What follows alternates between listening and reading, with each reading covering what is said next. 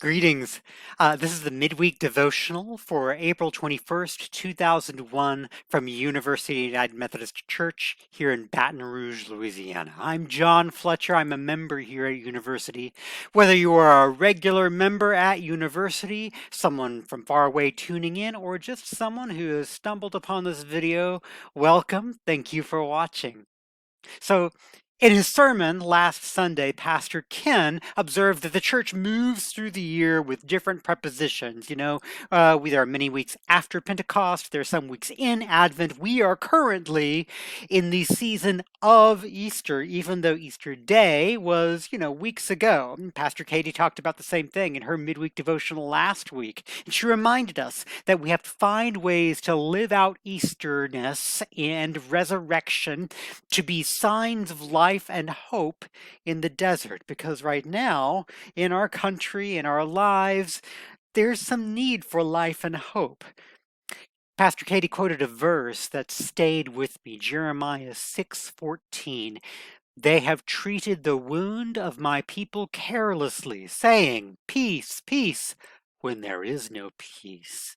Or in the Message translation of Eugene Peterson, my people are broken, shattered, and they put a band-aid on it, saying, it's not so bad, you'll be just fine.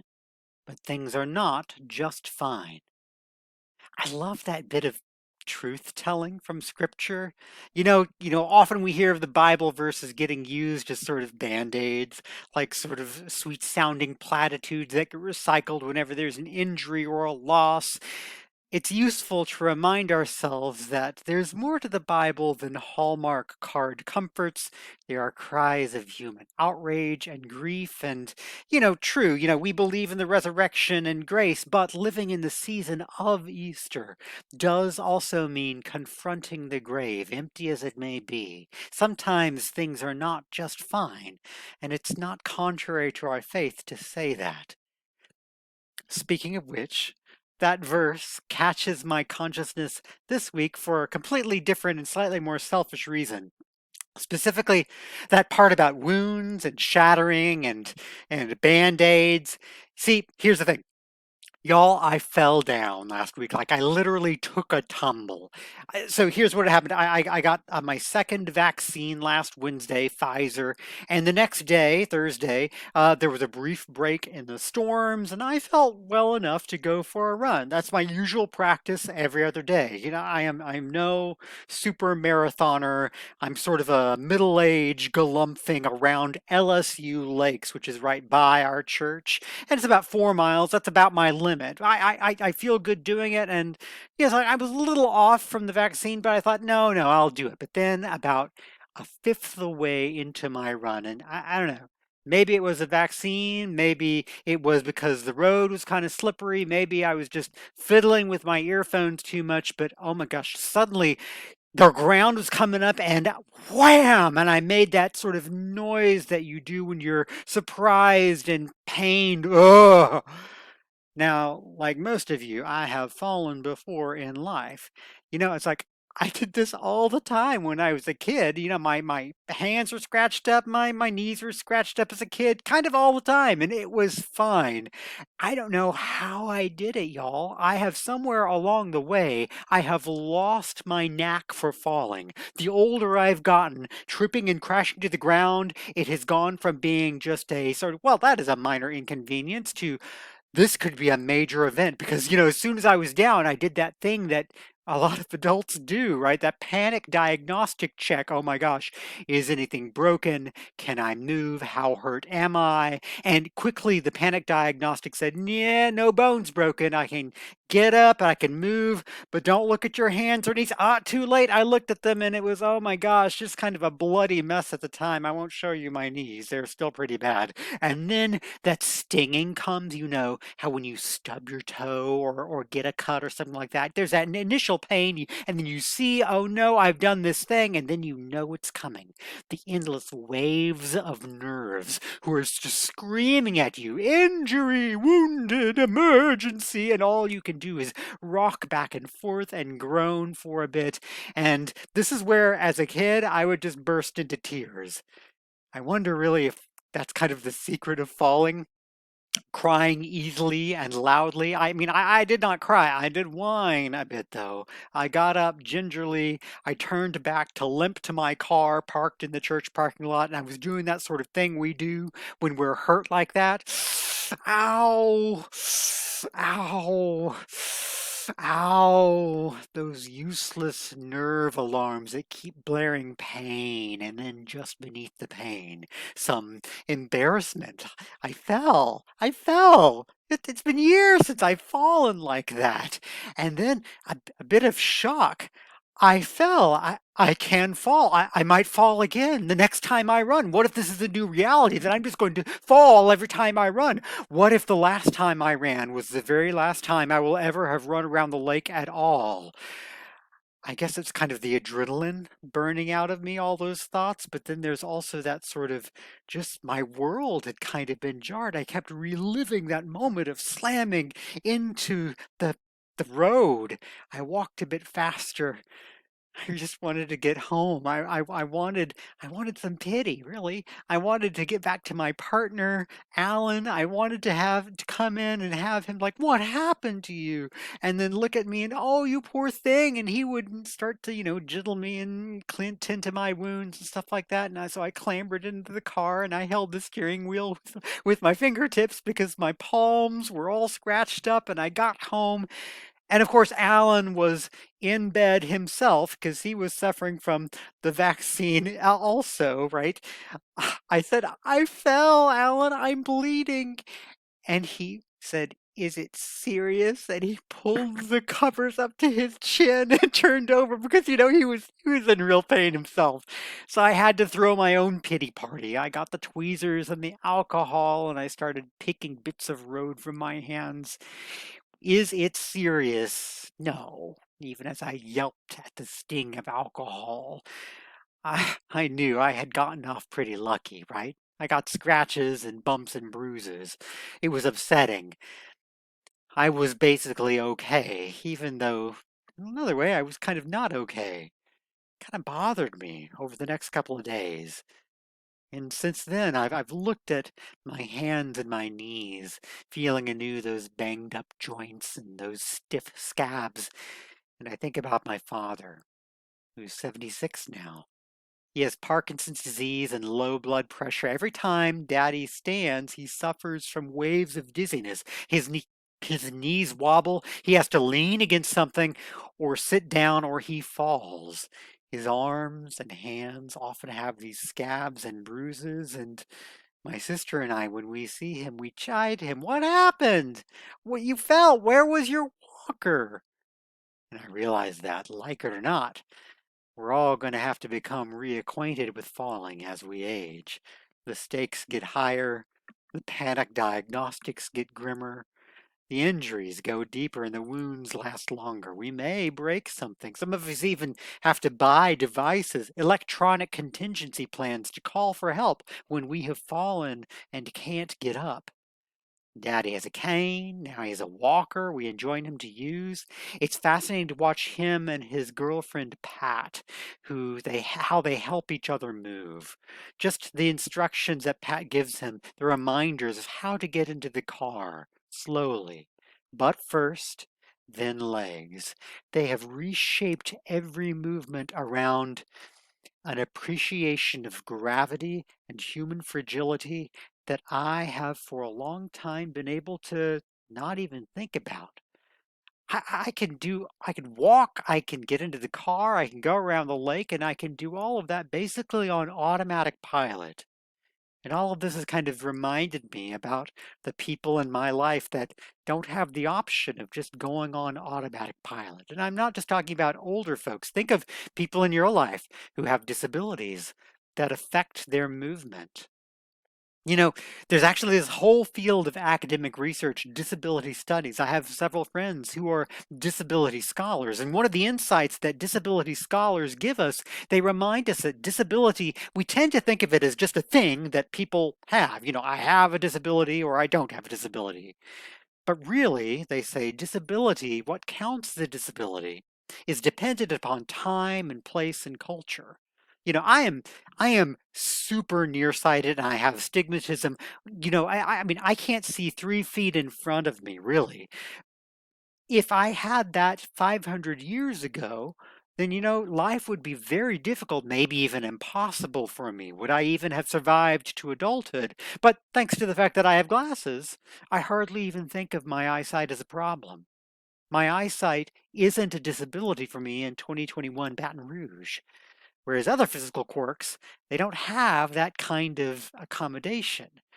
There's nothing, like a cast or like one of those boots that you have to wear when you hurt your foot to remind you to drive home just how badly a lot of our modern life works for people who use crutches or wheelchairs to get around, or people who have to use hearing aids to hear, people who are visually impaired, or how badly culture allows for people who are older, who have to move deliberately, who need help to listen and engage. And how does our church, for instance, work for people who find stairs impractical? We've been struggling over the past few years to make our church buildings more accessible to people. We're keeping, for instance, the live streams that we started during COVID because we recognize that makes our church services accessible for people who, for whatever reason, cannot physically come to church or who have trouble hearing or seeing in the sort of physical church that we have. We're fixing physical structures in our church that have disabled people, that have rendered people disabled by limiting their participation in the life of the church. I mean, ideally, right? We want a church where getting to the second story of our trice building is as easy as a nearsighted person like me getting glasses. It also reminds me that it's not just physical architecture that can disable people in our modern lives. My eyesight would go quickly from being just neutral information to a really significant disability even today if I were to lose my income and my insurance.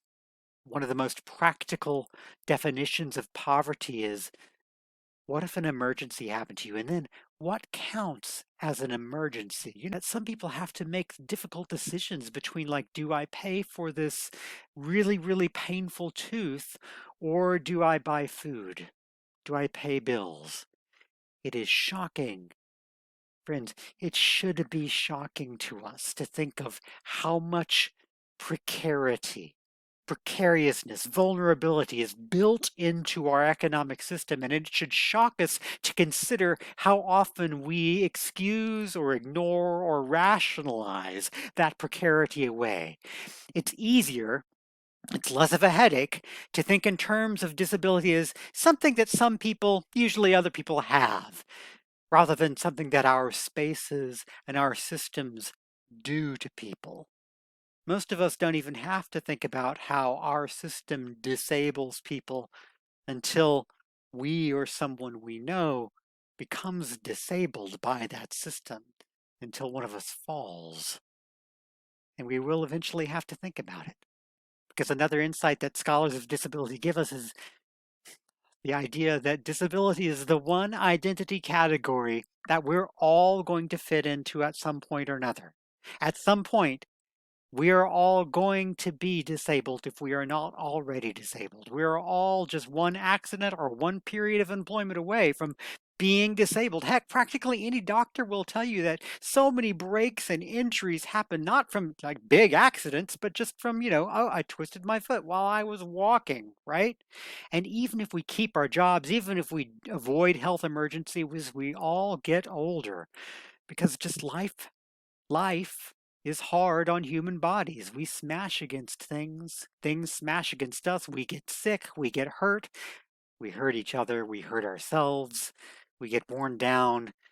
Moving, running, walking, even thinking all become tasks that we eventually can no longer just do thoughtlessly. And then there's death, the ultimate fall, the ultimate disability that will eventually take all of us. And that is, to a certain extent, just upsetting. It's not fine. There's no band-aid that we can just slap onto that. And I think it is good and valuable for us as Christians to remember that our faith allows and encourages us to acknowledge that upsettingness honestly. Jesus wept with Mary and Martha about Lazarus' death, even if he knew he was about to raise Lazarus from the grave. On the cross, Jesus cried out in despair and pain, even though he knew Easter was just a few days away. We get to yell and groan and rock back and forth, clutching our open wounds and bruised egos sometimes. We get to just go, ow, ow. And we know that as we do so, the Holy Spirit groans with us with sighs too deep for words. We do not avoid facing facts about falling as Christians. We peer into the open grave. But, of course, we don't let that fall have the final word. We don't stay down. We worship a God who has been there and done that. And thanks to the empty grave, death has no sting, no final victory. Now, understand, I think it is a huge mistake, an all too common mistake for we as Christians to skip over the pain and get to the glory, right? There's a time to remind people about the glory, and then there's a time just to say, oh, what happened? Oh, that's so awful. I'm so sorry. I also think it's a mistake to stop before the end of the story. To think that pain and loss are all that exist, I will say that's a particular temptation of mine sometimes. I have to remember that as Christians, we accept the inevitability of suffering. We're going to fall, but we don't surrender to it. And I think it's a particular dereliction of duty for us as Christians to accept structures and attitudes and habits that keep our neighbors or ourselves disabled, locked out of participation in life. We don't just hear each other's cries, we comfort each other.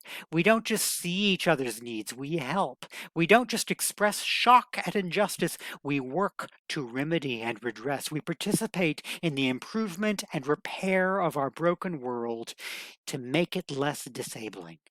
We don't just fall, we help each other up. We walk with each other. We remind each other how to move. We cheer each other on. And in my case, I run. I go back to running, even when I'm pretty sure eventually I'm going to fall again, even when it might be the case that every run I make is my last run. For this week, then, for this Easter, I encourage you all to keep some prayerful questions in mind. Who in your life has suffered a fall of some kind, real or metaphorical, and may need to hear, that's so awful, I'm so sorry? Just acknowledgement that it's upsetting and not okay. And then, what are some aspects of the world around you, the physical world, the economic or social world, that disable people, that make life much, much harder than it needs to be? How might you help to repair and reform those disabling parts of life? And then finally, as a Christian, where and how do you look into the tomb? Where and how do you confront the hard inevitability of falling, dying? And then what difference does it make as you peer into the tomb to remember that you worship a God who has been there and has done that, who suffers with you and carries you out of that tomb? Walk carefully, y'all.